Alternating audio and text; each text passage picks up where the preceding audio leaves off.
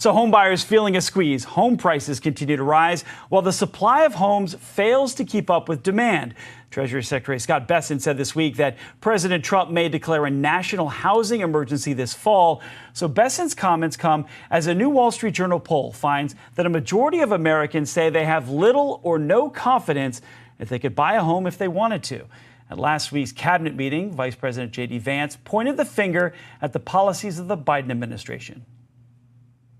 Maybe the most striking and even shocking statistic of the Biden administration is that housing costs had gone up by 100% over the 4 years of the Biden administration, literally doubled, making the American dream of homeownership unaffordable. We've made great strides and great progress already, but to the American people who are listening, there's a lot more to do.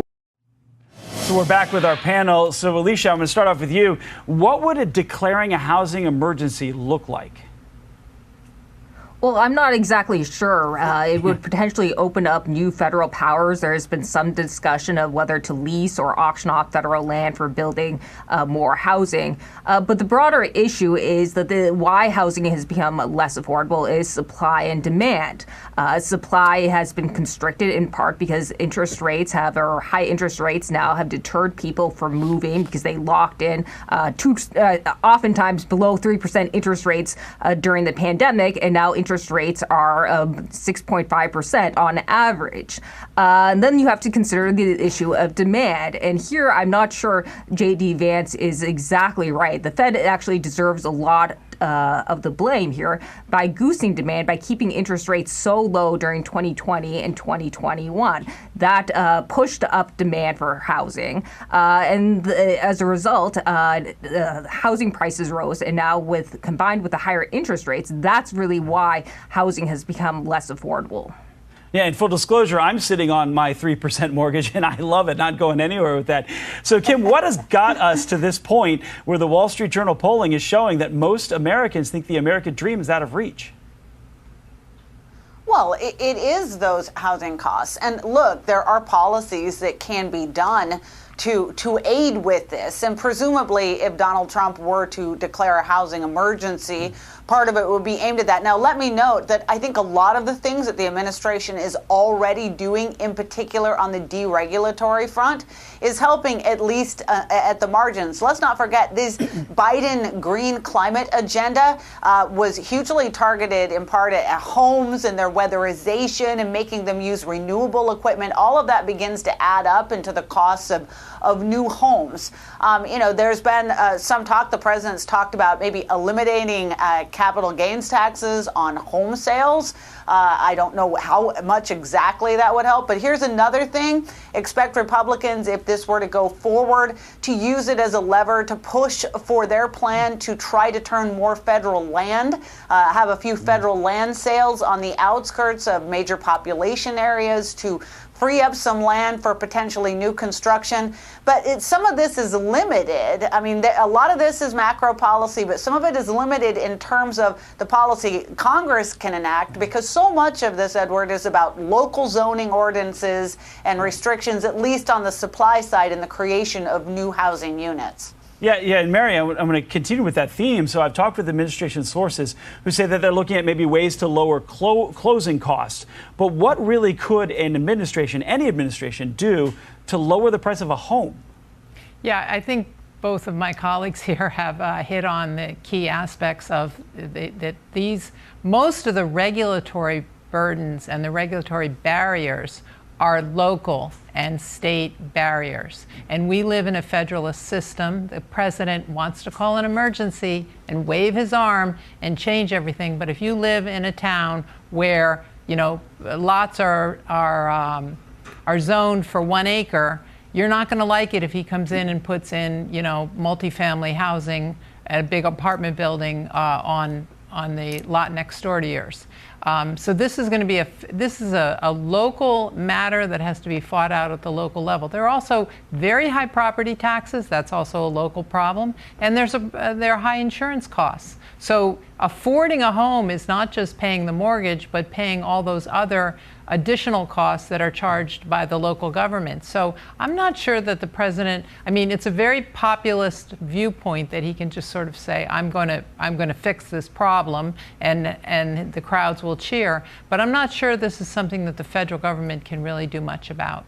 Yeah, and again, to do this, but declaring, Alicia, I want to ask you, declaring a national emergency over housing, is this maybe designed to put pressure on the Federal Reserve then to lower interest rates? Well, I think that's right. But the issue is that mortgage rates are tied to the 10-year Treasury, and those don't necessarily move in line with the federal funds rate. Actually, last fall, you saw the 10-year Treasury increase in part because there were expectations that inflation might pick up or that the government would be spending more money. So to the extent that the federal government can really do something to reduce mortgage rates, it would be to reduce spending so that the 10-year could actually fall down and get and the Fed could get inflation under control. Right. So, Kim, in the last 15 seconds, if I'm 20 or 30 something, what could you really do to get into a place? You have to buy in North Dakota and just build equity and then buy someplace else? How do you do it? Well, I think some of that's partly understated and generational to Edward. There is still a reality that you can work hard, save money, and, in theory, get a home to live in. For that, meanwhile, as the White House looks for ways to bring home prices down, Treasury Secretary Scott Bessent says President Trump may declare a national housing emergency. Bessent telling the Washington Examiner, quote, "We are trying to figure out what we can do, and we don't want to step into the business of states, counties, and municipal governments. I think everything is on the table." Let's bring in our economic panel. Steve Moore, a former economic advisor for President Trump, and Robert Wolf, former economic advisor to President Obama. All right, that sets up for quite the discussion here. So, Steve, would it be a good thing to have Bessent and the federal government, through President Trump, step in, declare an emergency, and help these home buyers out? I don't know if it's an emergency, so I don't know if we need to declare an emergency, but clearly it's a crisis. I mean, what is going on with the cost of housing is really absurd. I have, 3 sons in their mid-20s to early 30s, and I got to tell you, Sandra, they're doing pretty well financially, but they can't afford to buy a new house, just at the time that young people start looking at buying a house. I think it's a couple of things here. One is we need those mortgage interest rates to come down. And by the way, they have come down. They've come down a bit lately. And also we need to get, and Robert may actually even agree with me on this one. We have to get rid of all the zoning restrictions that make it so difficult to build new housing in this country. Perhaps that's what the president's looking to do here, Robert. Would you be a fan of that? I mean, the emergency that they're looking at is showing up in some of these polls, like the latest Wall Street Journal NORC poll, when asked, how confident are you that you could buy a home if you wanted to? More than half, 56%, said not very or not at all confident. And also, the Wall Street Journal NORC poll revealed this. Compared to your parents' generation, is buying a home easier to do, harder to do, or isn't there a difference? Those who said a little or much harder, 81%. So people are saying they're having a tough time, Robert.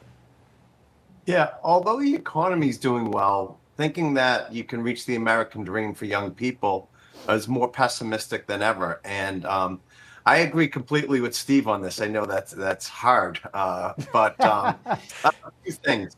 I do think we could look at restrictions and zoning from both a federal and local level. I don't think we need to do it with executive orders. I think we actually can do it with just being capitalists, and like we could have smart zoning and regulation.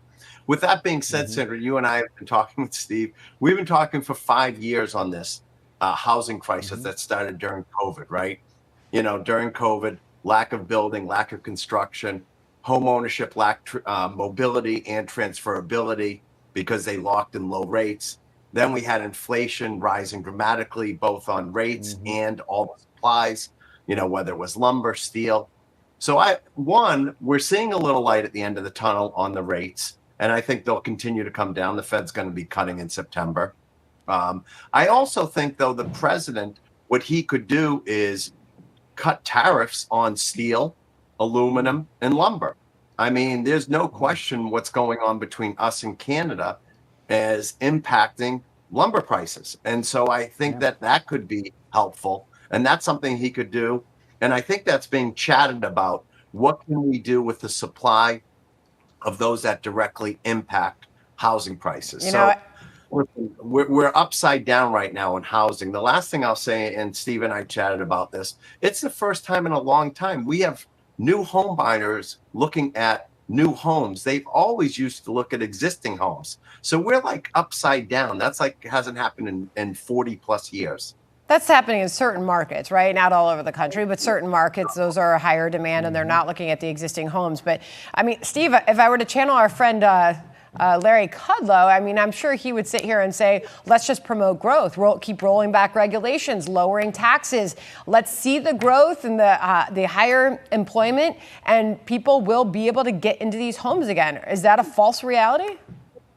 Yeah, the one thing that really drives, well, two things drive the housing market. One is interest rates, and the other is affordability. And the way you can increase affordability is to let Americans have a pay raise. And that's a high priority for Trump. By the way, so far in the first 6 months of Trump's second term, incomes are up, adjusted for inflation, by about $1,100. So that's a very positive trend here. But I want to also emphasize one thing.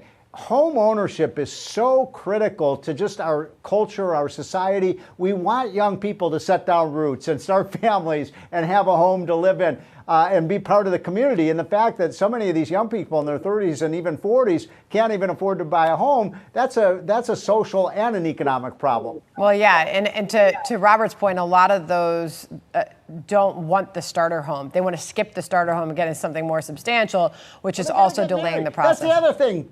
They got to get married. You know, marriage rates are down too, and that's slowing home ownership. Come on, people. All right, Robert, real quick.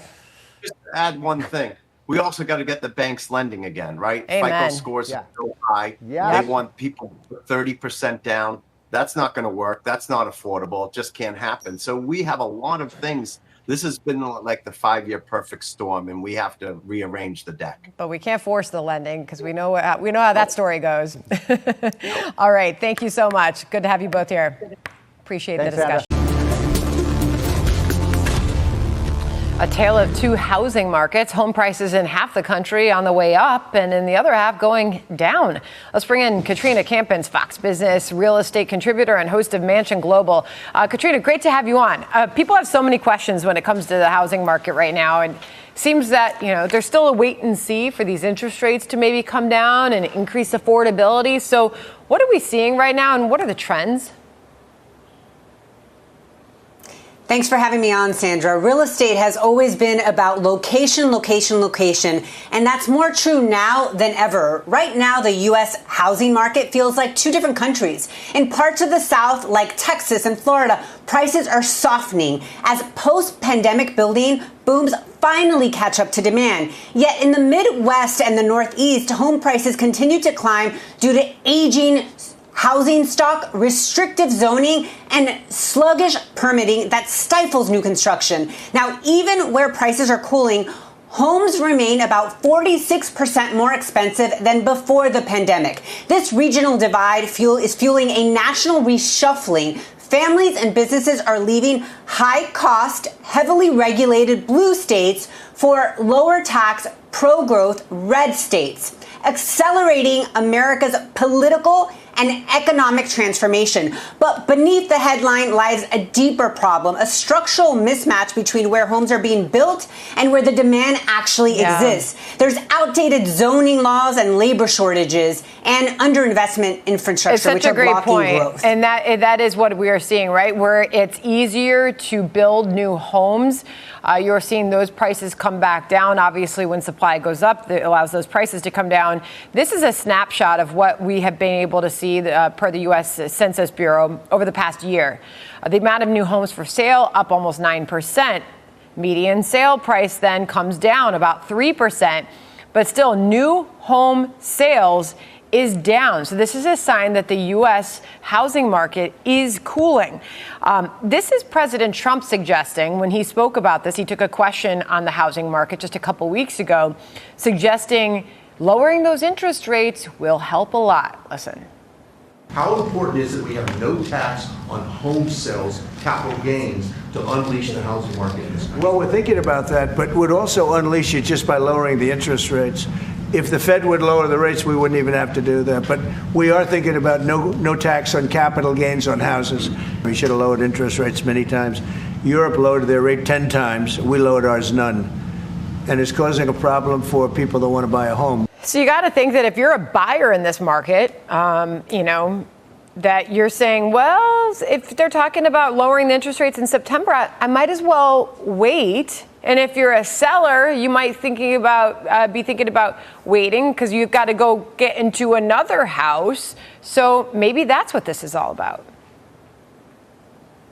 There's so much going on in the housing market. We also have to realize a really important data is affecting the housing market, which is family formation, right? Less people are getting married, so that's also affecting home ownership. And then you have many longtime homeowners, especially baby boomers, who hold the majority of housing wealth in this country. And they're sitting on massive gains and are hesitant to sell because they'd face capital gains taxes. And this is very apparent in Florida, California, and New York. And at first glance, people tell me, well, that's only helping the wealthy. But it's not, because it hasn't been adjusted since 1997, and things have changed drastically since then. So the middle class is affected by capital gains, and you have so many staying in their homes because they don't want to pay that tax. So we also have to realize when people sell their homes, they generate multiple streams of income for federal, state, and local governments, from tax transfers to property taxers, and also remodeling, retail. In fact, the National Association of Realtors estimates that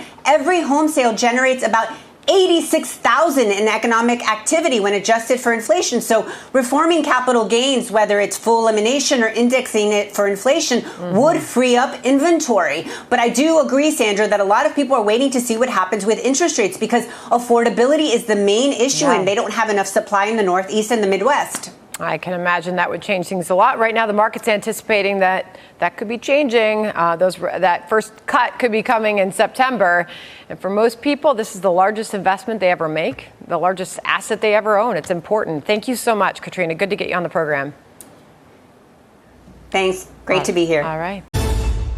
I view this 100 days as setting the table for peace deals, trade deals, tax deals. We have been obviously very focused on the cost of groceries, specifically eggs led the way. Under President Trump, we're making a foreign policy now was it good for America? Well, Mr. President, I don't think I have ever worked so hard to try to fire myself. At HUD, we've been cutting all the red tape and bureaucracy as it pertains to housing affordability and unleashing creativity of our builders and developers around our country and restoring local control.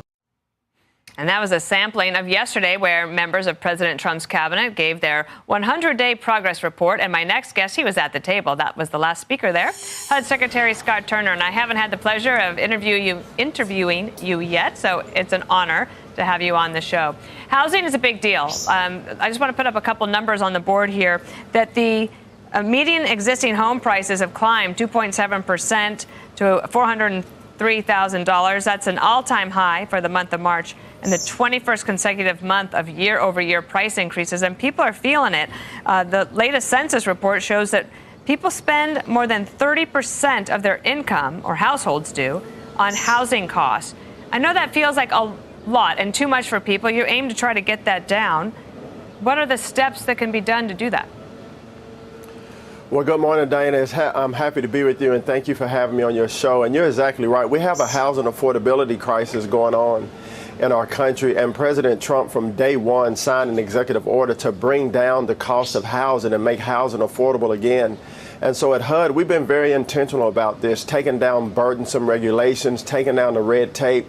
For instance, there was a rule during the Biden-Obama administration that was affirmatively furthering fair housing. And basically, this was Washington telling localities how they have to zone their neighborhoods, which it made it very difficult for developers and builders to build. And so we took this rule down to restore local control, to restore flexibility and the rulemaking authority back to localities, so that Washington is not mandating or picking winners and losers, but instead the local authorities and officials are picking winners and losers so families can build where they want to build. And so we've been very intentional about that, building public-private partnerships, because Americans deserve to be able, working hard, to buy a home in this country. And so the president, myself, and our team at HUD, this is a top priority for us.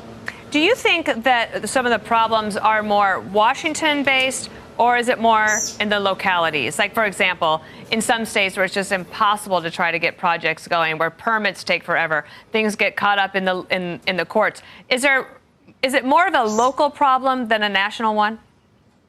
You know, I think it's both. During the Biden administration, they recognized the problem, but they created a lot of problems. This administration with President Trump, he talks about ushering in the golden age of America. And a big part of that is to restore control back to the localities. We've traveled to many cities around the country as it pertains to housing. And I've encouraged mayors and local officials to take inventory of the regulations that they have in their cities.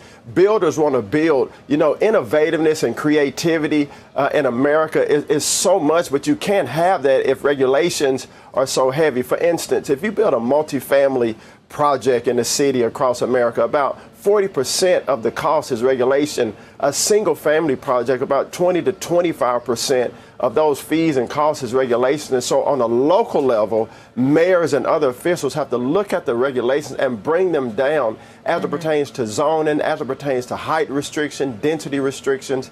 And taking down the AFFH rule is a big start to that from a federal level. But really now the localities have to be very creative and intentional about freeing up builders to build. We need about 7 million housing units in our country, Dana, multifamily, single family, duplex, manufacturing. And so this is the time to usher that in. And I'm encouraged about what I'm seeing across the country. One of the creative and yet, of course, controversial ideas is to try to open up federal lands for housing to be built. And I'll just read this out here. Housing on federal lands aims to ease affordability crisis.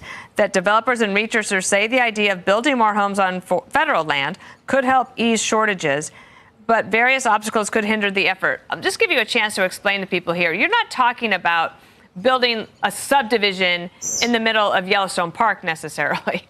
What do you mean when you talk about building on federal lands? So, and thank you. I'm glad you brought that up. So Secretary Bergman and I, the team over at DOI and the team at HUD, we signed an MOU, as you alluded to, a task force to identify underutilized federal lands. Our national parks, our forests, the beautiful lands and parks of this country are and still will be protected. We're talking about those lands that can be utilized to build affordable housing across our country. And so working with local governors, congressmen, senators from these different areas, and DOI and HUD, when we identify these lands, like how can we utilize these to build neighborhoods that can bring about more workforce and affordable housing. And so to answer your question, our parks and forests will be protected, but we have about 500 million acres of land in our country that may be used to build housing for our country. Yeah, so like you're not going to build something next to Old Faithful. That's what we will tell everybody that we take away from this interview. Scott Turner, the Secretary for Housing and Urban Development. Thanks for being here. Okay, thank you, Dana. Take care.